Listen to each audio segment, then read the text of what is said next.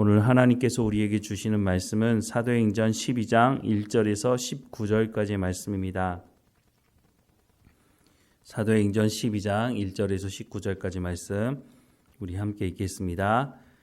그때 헤롯 왕이 손을 들어 교회 중에서 몇 사람을 해하려 하여 요한의 형제 야고보를 칼로 죽이니 유대인들이 이 일을 기뻐하는 것을 보고 베드로도 잡으려 할세 때는 무교절 기간이라 잡음에 옥에 가두어 군인 넷씩인 네 패로 맡겨 지키고 유월절에 백성 앞에 끌어내고자 하더라.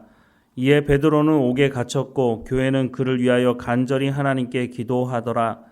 헤롯이 잡아내려고 하는 그 전날 밤에 베드로가 두 군인 틈에서 두 쇠사슬에 매어 누워 자는데 파수꾼들이 문 밖에서 옥을 지키더니 호련히 주의 사자가 나타나매 옥중에 광채가 빛나며 또 베드로의 옆구리를 쳐 깨워 이르되 급히 일어나라 하니 쇠사슬이 그 손에서 벗어지더라.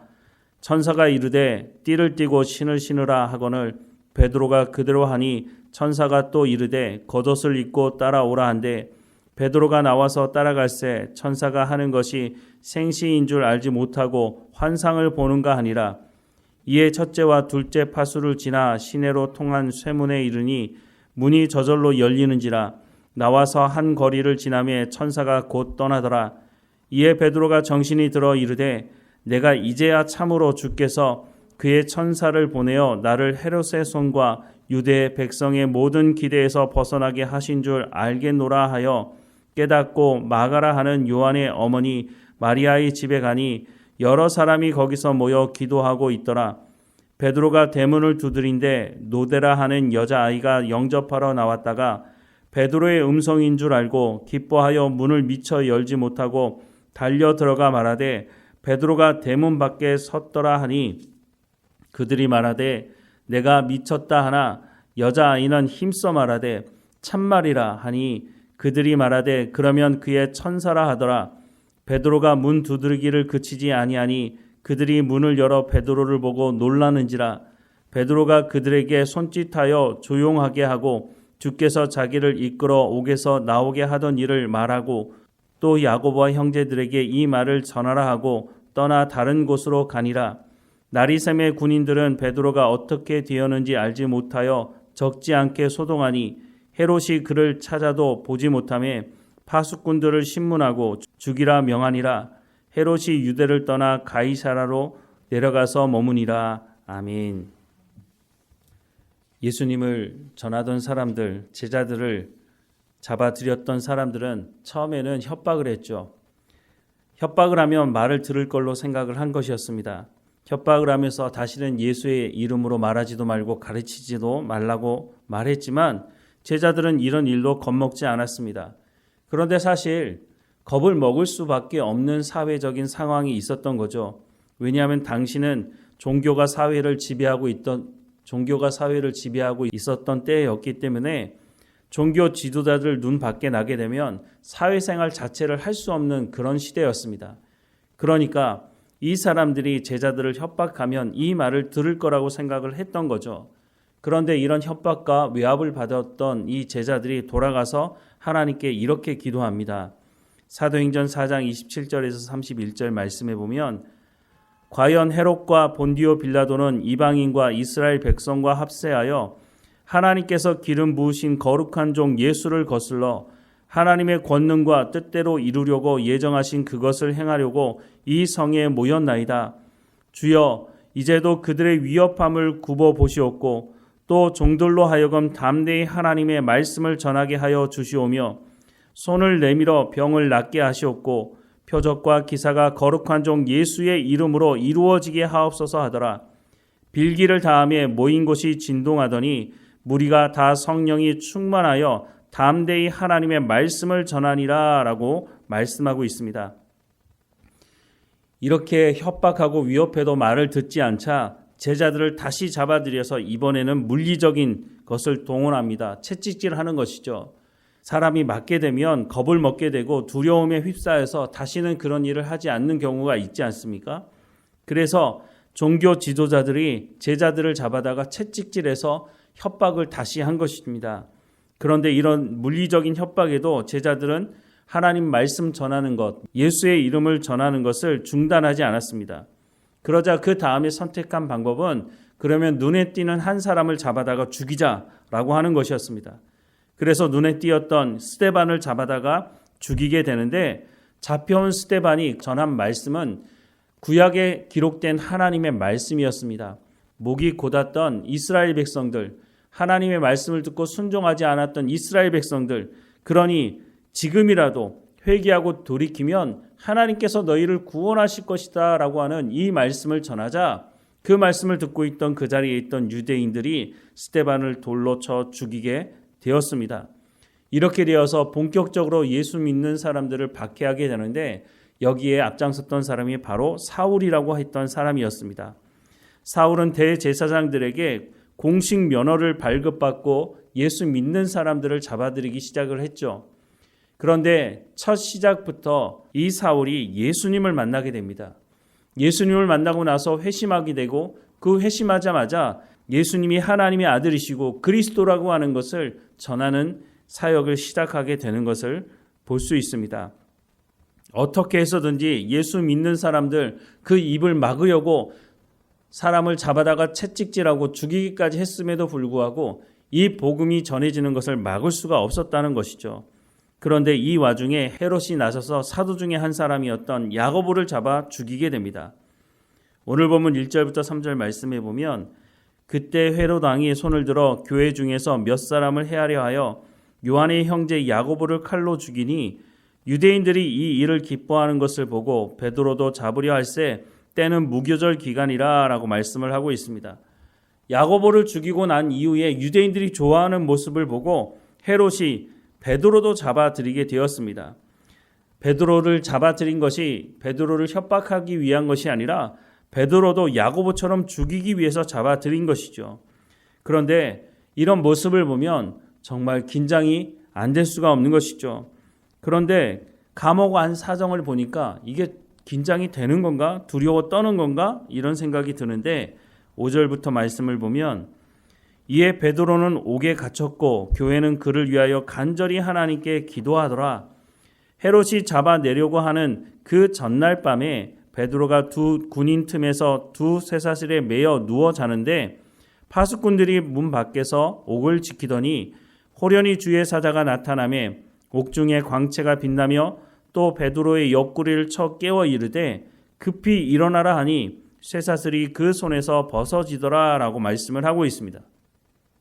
이제 다음날 베드로는 헤롯에 의해서 죽임을 당할 판입니다. 그런데 그 전날 밤 천사가 베드로를 찾아왔는데, 베드로가 지금 어떻게 하고 있었습니까? 베드로는 쇠사슬에 묶여 있는 상태였고, 그런데 베드로가 그런 상태에서도 곤히 자고 있었다는 것입니다. 천사가 와서 베드로의 옆구리를 쳐서 깨울 정도로 베드로가 깊이 잠이 들었다고 하는 것입니다. 이게 어떻게 공포에 두려움에 휩싸인 상태라고 말할 수 있을까요? 세상은 물리적인 힘을 사용해서 심지어는 이 복음 전하는 사도들을 잡아 죽이는 그런 상황까지 와 있음에도 불구하고 복음 전하는 이 상황이 중단될 수 없다고 하는 것을 보여주고 있는 것이죠. 어떻게 베드로가 자신의 죽음을 코앞에 두고 담대하게 깊이 잠이 들 수 있었을까요? 베드로가 죽음을 앞두고 이렇게 깊이 잠이 들 수 있었던 이유, 그것이 무엇이었을까요? 그것은 베드로가 하나님의 약속의 말씀을 온전히 믿고 순종하고 있기 때문이었을 것입니다. 예수님은 죽음으로 끝내지 않으시고 부활하셨고 승천하시면서 다시 오실 것이라고 약속하셨습니다. 구약에서 약속하셨던 그 약속의 말씀이 예수님을 통해서 이루어졌던 것을 우리가 기억해 본다면, 예수님께서 다시 오시겠다고 하는 그 약속의 말씀도 언젠가는 반드시 이루어질 것이라고 하는 것입니다. 베드로는 하나님의 약속의 말씀을 믿었던 것이죠. 그러니까 죽음으로 모든 것이 끝나는 것이 아니라 우리에게 영원한 하나님의 나라가 약속되어져 있다고 하는 것을 믿고 순종하고 있으니 자신의 죽음을 눈앞에 두고도 깊이 잠이 들 수 있었다고 하는 것을 우리는 알 수 있는 것입니다. 그런데 베드로가 감옥에 갇혀 있을 때 성도들이 기도했다고 말하고 있지 않습니까? 5절 말씀 하반부에 보면 간절히 하나님께 기도하더라 라고 말씀하고 있습니다. 그러면 도대체 베드로를 위해서 어떤 것을 위해서 기도했을까요? 보통 사람들은 아마도 베드로가 감옥에서 빨리 풀려날 수 있게 해달라고 기도했을 것이라고 생각할 것입니다. 그런데 그 내용을 보면 그렇지 않아 보입니다. 베드로가 천사의 이끌림을 받아서 감옥에서 나오고 난 이후에 성도들이 모여있는 마가의 어머니의 집으로 찾아가게 됩니다. 그래서 문을 두드렸더니 노대라고 하는 여자아이가 나왔는데 베드로의 음성을 듣고 돌아가서 베드로가 문 앞에 있다고 말을 합니다. 14절과 15절 말씀해 보면 베드로의 음성인 줄 알고 기뻐하여 문을 미처 열지도 못하고 달려들어가 말하되 베드로가 대문 밖에 섰더라 하니 그들이 말하되 내가 미쳤다 하나 여자아이는 힘써 말하되 참말이라 하니 그들이 말하되 그러면 그의 천사라 하더라 라고 말씀을 하고 있습니다. 만약에 이렇게 모여서 기도하고 있던 사람들이 베드로가 풀려나게 해달라고 기도했다면 이렇게 반응하지 않았겠죠. 그러면 이 사람들이 무엇을 위해서 기도했을까? 앞서 우리가 봤던 사도행전 4장 27절에서 31절 말씀을 다시 보면 과연 헤롯과 본디오 빌라도는 이방인과 이스라엘 백성과 합세하여 하나님께서 기름 부으신 거룩한 종 예수를 거슬러 하나님의 권능과 뜻대로 이루려고 예정하신 그것을 행하려고 이 성에 모였나이다. 주여 이제도 그들의 위협함을 굽어보시옵고 또 종들로 하여금 담대히 하나님의 말씀을 전하게 하여 주시오며 손을 내밀어 병을 낫게 하시옵고 표적과 기사가 거룩한 종 예수의 이름으로 이루어지게 하옵소서 하더라. 빌기를 다음에 모인 곳이 진동하더니 무리가 다 성령에 충만하여 담대히 하나님의 말씀을 전하니라 라고 말씀하신 이 기도를 하지 않았을까요? 성도들은 베드로가 풀려나기를 위해서 기도하지 않았던 것 같습니다. 그러니까 베드로가 문 앞에 서 있다고 하는 그 말을 듣고 나서 그 여자아이에게 너 정신이 좀 이상한 것 아니냐? 베드로는 감옥에 있을 것인데, 그리고 하는 말이 그러면 그 천사라 라고 말을 하고 있는 것을 보면 이 성도들은 베드로가 풀려나기를 위해서 기도하는 것은 아니었다고 하는 것을 알 수가 있는 것입니다. 오늘 우리가 어떻게 기도해야 하는지를 말해주고 있는 것입니다. 우리는 고난을 당하거나 문제가 있을 땐 하나님 이 고난에서 속히 벗어나게 해달라고, 이 문제를 빨리 해결해 달라고 하나님께 기도하지 않습니까? 그 기도가 정말 맞는 기도인가 하는 생각을 해보게 됩니다. 우리가 정말 기도해야 되는 것이 무엇이겠습니까?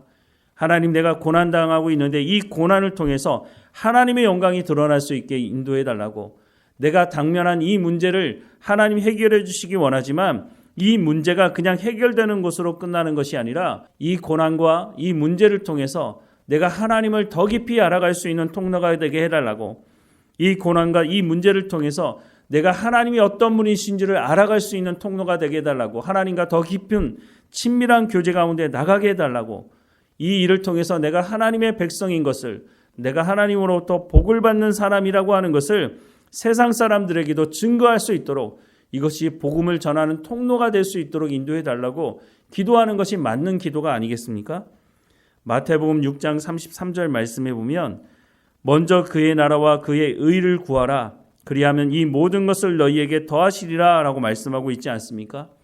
우리가 고난 중에 있든지 우리가 해결할 수 없는 문제를 만났든지 그때 우리가 해야 하는 것은 먼저 하나님의 나라와 하나님의 의를 구하는, 즉 하나님의 말씀 듣기를 사모하고 하나님 말씀을 들었다면 그 말씀대로 순종하는 삶을 삶의 현장에서 살아가는 것이라고 말씀을 해주고 있는 것입니다. 기도는 무릎 꿇고만 하는 것이 아닙니다. 기도는 우리의 삶의 현장에서 하나님의 말씀에 순종함으로 이루어가는 것이기도 한 것입니다. 그러니 우리가 고난과 위협 가운데 또 문제 가운데 당면해 있을 때 하나님께서 약속하신 그 약속의 말씀을 붙들고 우리가 하나님의 말씀이 우리의 삶을 통해서 이루어질 수 있게 해달라고, 내가 이 고난 때문에, 이 문제 때문에 그 고난과 그 문제 앞에 무릎을 꿇는 것이 아니라 하나님의 말씀을 의지하고 하나님께 더 깊이 나가는 시간이 될 수 있도록 인도해 달라고, 이것이 복음의 통로가 되게 해달라고, 하나님의 복이 흘러가는 통로가 되게 해달라고, 그렇게 기도하는 것이 맞는 기도라고 하는 것을 말씀해주고 있다고 하는 것입니다. 하나님, 속히 이 고난을 벗어나게 해달라고, 이 고통으로부터 빨리 벗어나게 해달라고, 물론 기도할 수도 있을지 모르지만 우리가 기도해야 하는 것이 바로 하나님의 나라와 하나님의 의가 우리의 삶을 통해서 이루어지게 해달라고 기도해야 한다는 것을 오늘 본문은 말씀해주고 있습니다. 우리는 이 땅에서만 사는 사람들이 아닙니다.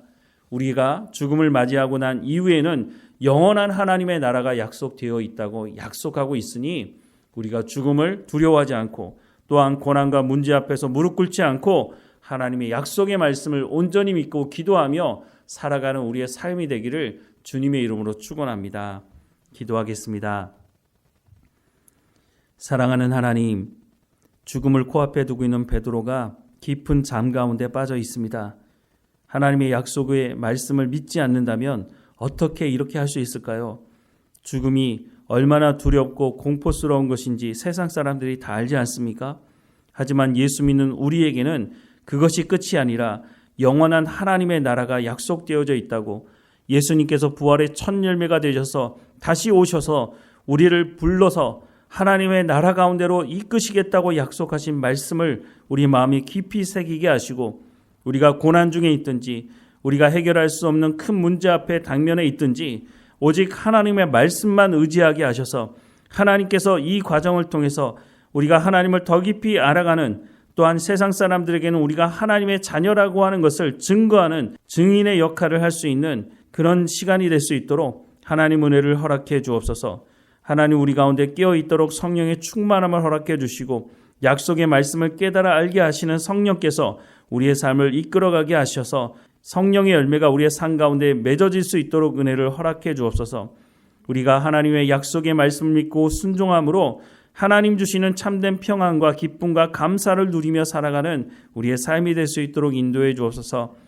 우리가 이렇게 믿음의 삶을 살아가는 것을 우리의 자녀들도 보게 하시고 우리의 자녀들에게는 믿음의 갑절의 은혜가 있게 하셔서 하나님, 우리보다 더 좋은 믿음을 가지고 하나님께 나가는 삶이 될 수 있도록 오늘도 어느 곳에 있든지 하나님 인도해 주시고 말씀해 주시고 하나님과 동행하는 우리의 자녀들의 삶이 될 수 있도록 인도해 주옵소서.